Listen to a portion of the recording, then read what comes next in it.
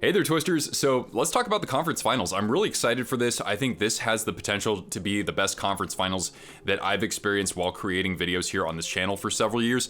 So we've got two very exciting matchups between the Florida Panthers and New York Rangers from the Eastern Conference, and we've got the Dallas Stars and the Edmonton Oilers. What's great about these four teams is that none of them have won a Stanley Cup in this century. You have to take it back 25 years ago to the Dallas Stars in 1999, and of course the Rangers in 94, Oilers in 1990, and the Panthers, they got to the final last year, but they've still yet to win the Stanley Cup. Now, so far from our community poll, we have 1.7 thousand votes. Thank you, guys. Looks like we have 34% of you think it's going to be Rangers and Stars. Those are the two top seeds, although 32% of you have Panthers and Stars. So overall, that means that 56% of you think the Rangers will advance from the East, compared to 44% for the Florida Panthers. 66% of you think the Dallas Stars will represent the Western Conference, to just 34% for the Oilers. All right, so let's start out with the New York Rangers and the Florida Panthers for the Eastern Conference Final. Let's talk about their path to the Cup. So the Rangers, first of all, a quick sweep of the Washington Capitals. They made that look very easy, and then they outlasted the Carolina Hurricanes. They went up 3-0 in that series, and it looked like for a moment there we would get a Game 7, but they had that tremendous third period comeback in Raleigh in Game 6. Most of those games were decided by just one goal, but nevertheless, I thought the Rangers still looked in control for much of that series. And as for the Florida Panthers, well, they beat the Tampa Bay Lightning in the first round in just 5 games. They put 16 goals past Andrei Vasilevsky, and then they held the Bruins to just 8 goals in the last 5 games of that series to win 4 out of the last 5. Let's take a look at the matchup here. So Florida coming in 3.55 goals per game. They're surrendering a goal fewer at 2.45. Their power play clicking at a respectable 22%. Their penalty kill looks very sharp so far, 86.1. They did have to shut down the regular season's top power play in Tampa Bay. Face-off percentage almost 51%. And then they're averaging 33 shots per game. I was surprised to see that many. They're conceding just 24.1, and this team does get penalized quite a bit. They're drawing 4.98 penalties per game. That's really good, but they're committing almost the same amount. As for the Rangers, very similar numbers here, 3.50 goals per game and surrendering just 2.60 goals per game. Power plays clicking at 31.4%. That looked really good against the Carolina Hurricanes earlier in that series especially. Penalty kill has been very strong for them as well, 89.5%. That's excellent. Face-offs, they have the slight edge over the Panthers. Shots per game, only 26.1, and they were conceding 32.5, but a lot of that comes from the Carolina Hurricanes. That's just the Rod Brind'Amour brand of hockey. And then in terms of penalties, they're drawing 4.39 to committing 4.48 penalties per game. Let's also look at the leaders per team here. So Vincent Trocheck, against his former team, the Carolina Hurricanes, did have a great series. So far, 6 goals and 8 assists in just 10 games. Mika Zibanejad, 3 goals, 11 assists. Artemi Panarin, 4 goals and 7 assists. Chris Kreider, man, 7 goals and 3 assists. As we know, he was that hero in that comeback in Game 6 with that natural hat trick in the third period. Alexis Lafreniere, 4 goals and 6 assists. You love seeing that from the secondary scoring. Same thing with Jack Roslovic, 2 goals and 5 assists. Now, in terms of anybody going quiet for the Rangers, Kaapo Kakko, Will Cooley, and Alex Wennberg have combined for just 4 points, but really the Rangers haven't been starved for goals necessarily, and at times they've looked pretty sharp in 5-on-5, as deadly as their power play can be, so I'm not overly concerned there. And also, Adam Fox has just 4 assists so far. He hasn't been deployed as much offensively as I would have expected, but I wouldn't be overly concerned about that, because with the Rangers, they're getting the contributions from their key players. And as for goaltending, well, Igor Shesterkin has played the whole playoffs. He's rocking a .923 save percentage, a 2.4 goals against average, and 6.4 goals saved above average, and overall, he's looked excellent. But if for any reason he needs a breather and Jonathan Quick has to step in, don't forget he had a really good regular season as well. As for the Florida Panthers, they are led by Matthew Tkachuk. So far in 11 games, he's got 4 goals and 10 assists. Alexander Barkov may be playing the best hockey of his postseason career so far. 5 goals and 8 assists. We know that he just won the Selke Trophy as the best defensive forward in the NHL. Mr. Clutch, Carter Verhaeghe, 6 goals, 5 assists. Sam Reinhart, 5 goals and 4 assists. It's almost like he's underperforming just because of the crazy regular season that he had. Anton Lundell, 2 goals and 7 assists. That looks excellent, especially considering he had to fill in for Sam Bennett while he was out for a few games. The Panthers have gotten some offense from their blue liners as well, including Brandon Montour's 3 goals and 5 assists. Gustav Forsling, 2 goals, 5 assists, so that's really good to see that sort of balance. And as for anybody sort of missing in action here, well, Vladimir Tarasenko, 2 goals and 3 assists so far, but I think those numbers could go up even against the Rangers because he's now playing on the top line, and he's looked pretty sharp so far in my opinion. And as for goaltending, Sergei Bobrovsky has played the whole postseason so far, just a .902 save percentage, but a 2.37 goals against average and minus 0.5 goals saved above average. But overall, I think that he's been making the saves that he's needed in certain moments of the game, so I'm not too concerned about Bob either. And if he were to falter, don't forget that Anthony Stolarz had a fantastic regular season. Now with this series, I think it's going to be a nail biter in the sense that the games are going to be very low scoring. You have tremendous goaltending from Igor Shesterkin right now especially. Sergei Bobrovsky is a finalist for the Vezina Trophy this season as well. You have physical defenders, you have some physical forwards, so it's going to be about who wins that net front presence. And also I think with the Florida Panthers, it's about can they contain the transition attack for the Rangers because they can attack fairly strongly off the rush. I could definitely see things getting a little bit nasty here with the likes of, Vincent Trocheck and Chris Kreider, and you have, of course, Matt Rempe, Jacob Trouba. On the Florida side of things, we've seen, of course, Matthew Tkachuk, and you have Barkov and Bennett. You have bigger bodies out there. You have Nick Cousins. You have Ryan Lomberg, who hits everything that moves. And you also have to think back to the conference final last year with the Panthers. They were in a lot of close, lower scoring games, and the same thing with the Rangers against the Lightning back in 2022. So they still have most of those core players still around. Now, more specifically for the Rangers, I'm curious to see if a couple of these players return from injury. So Philip Hedl, he played 1 game, but then he missed the rest of that series. Will he be back in any capacity? And also Blake Wheeler said that he is available to play in any capacity. So he appeared in 54 games this year with the Rangers and had 9 goals and 12 assists. My honest thoughts here, this really is a flip a coin series. I think you can make compelling arguments as to why either team would win. For the Rangers, their goaltending would certainly be at the top of that list, and how opportunistic they are with the power play.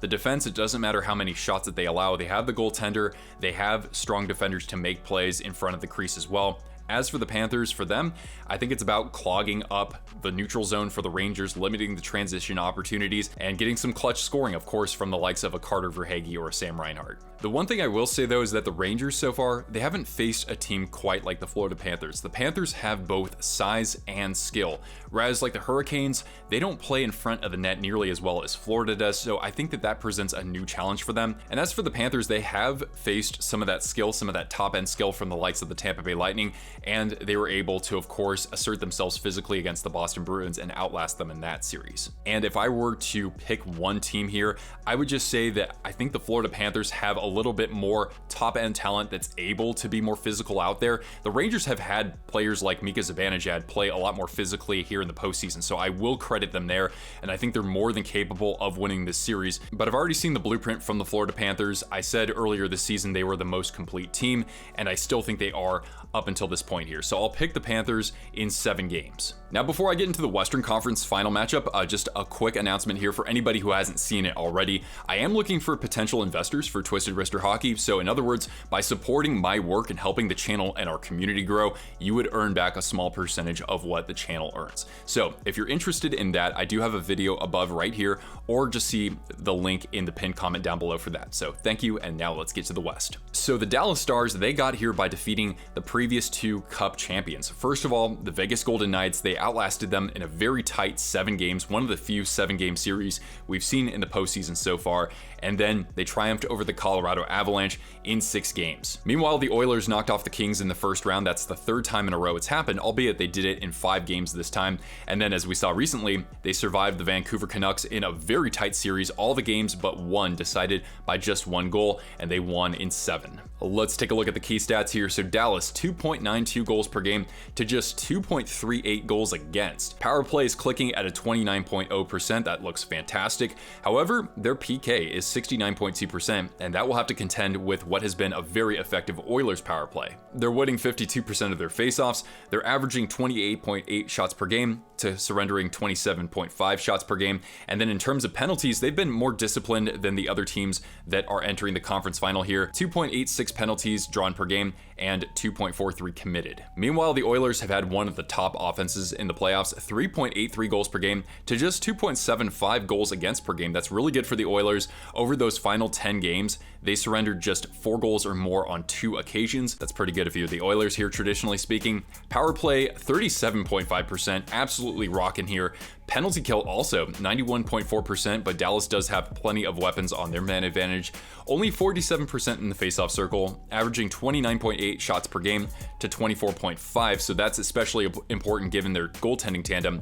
And then in terms of penalties, they're drawing 4.7 to committing 4.12, so they do find themselves in the box from time to time. Let's look at the stat leaders here. So Miro Heiskanen for the Stars, 5 goals and 8 assists in 13 games. Jason Robertson leads all forwards for Dallas with 3 goals and 9 assists. You have Wyatt Johnston, just his second season in the NHL. He's got 7 goals and 4 assists, led Dallas in goal scoring this year. Jamie Benn, the longtime captain, 3 goals and 5 assists. We'll have to see what happens with Roope Hintz. He did miss the last couple of games. I'll talk about that in just a minute. And if there's anybody sort of missing in action so far, the 2 guys I would call out are Thomas Harley and Joe Pavelski. Now, Pavelski has the most playoff goals among active players. He can still get it done out there, but he has just 1 goal and 3 assists so far. Now, with Pavelski, he led the playoffs last year with 4 game-winning goals. He's especially clutch. I think he'll have a chance to score a couple here against Edmonton.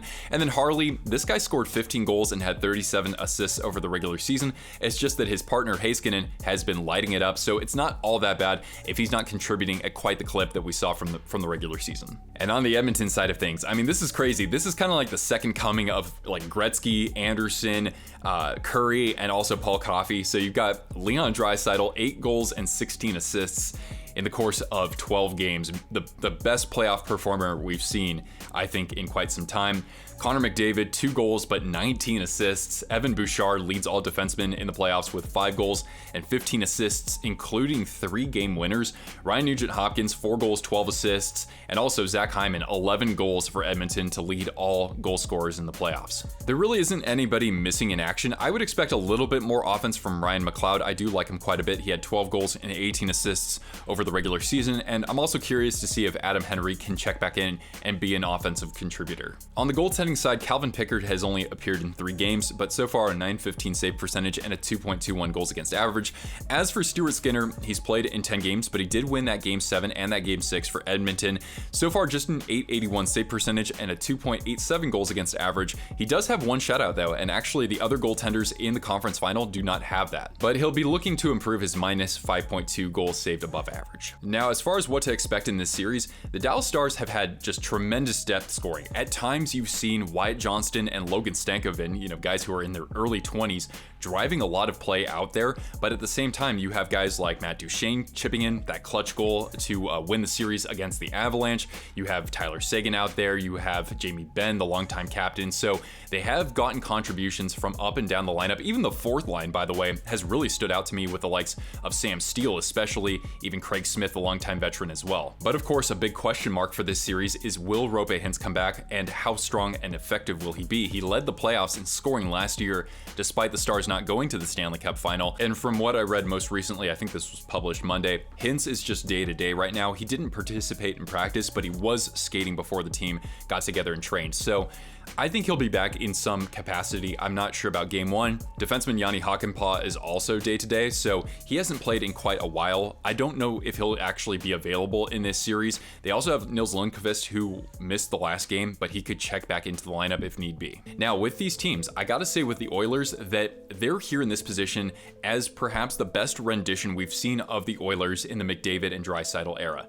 They've done a great job of defending, and that's the first time we can really say that confidently about this Oilers team, at least I think so. The pairings have worked out well. Chris Knobloch has done some great work there as the team's new coach, coming in relief of Jay Woodcroft. As I mentioned earlier, they're conceding just 24.5 shots per game, and just completely unlike the Oilers that we saw at the beginning of this season, at least from what I've observed, they're surrendering a lot fewer chances in transition. They're not coughing up the puck when they're trying to attack at the top of the zone, and there aren't any breakaways that they're surrendering. There's few and far between there. They were able to limit the effectiveness of several top players. I especially think of Elias Pettersson in that Vancouver series, and the defense for Vancouver didn't really chip in all that much offensively as well. I know that the goaltending can be shaky at times with Skinner, and you have Calvin Pickard as the backup, but again, the Oilers defense limited the opportunities that their opponents got. So I think that some of the numbers that you see there for Skinner, an .881 save percentage, some of that has to do with the fact that he's only faced maybe 20 shots per game over his last 4 or 5 games. Anyway, with the Oilers, I think strategically just kind of keep that status quo,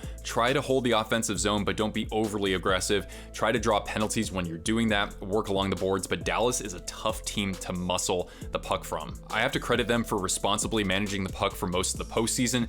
A team like Vegas can be very opportunistic when you do turn over the puck, and as good as the Oilers defense has played so far, I think Dallas poses a completely new threat for the Oilers though, because they're going to be by far the deepest team. They have that combination of, again, of skill and also some of that strength and size with the likes of Jamie Benn and Joe Pavelski. But at the same time, I don't think the Stars want this to become a track meet. I don't think they want to be overly aggressive with the chance of perhaps surrendering more opportunities in transition for McDavid, Draisaitl. As I was talking about, Hyman's got 11 goals. You've got Nugent Hopkins contributing. So Edmonton's been able to have a pretty consistent, sustained attack as these playoffs have progressed. Now, during the Game 7 stream last night between the Canucks and Oilers, thank you to everybody who showed up for that, I was like, okay, well, whoever wins this series is still pretty screwed against the Dallas Stars.